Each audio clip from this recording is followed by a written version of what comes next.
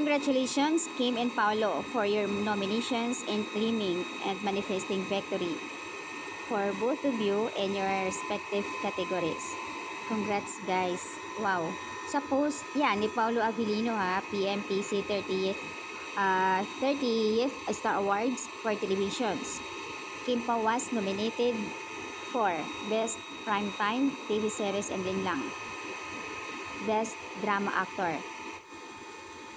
Hatak yung kay Kim dito Best Drama Actress, Best Female TV Host, Best Reality Show Host. Si Kimi naman, hindi naman sa lingid kalaman palagi itong nagkakaroon ng award sa kanyang pagiging TV host sa Showtime. Hindi lang kasi dahil bubbly, clingy, ang galing kasi niya maka-create kaagad ng isasagot niya. Super galing talaga. But anyways, deserve ng Kim Pao na magkakaroon ng award. Sana, nomination pa lang pero achievements na ito para sa kanila. Itong Linlang talaga, grabe.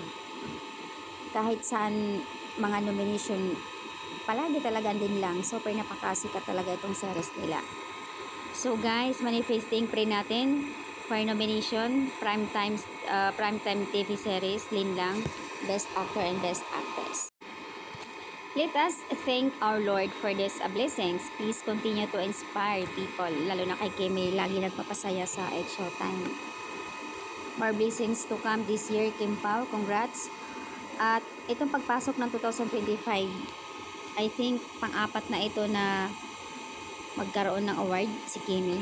Diba ang galing? Kaya nga blessed talaga sa kanila 2025 pagpasok.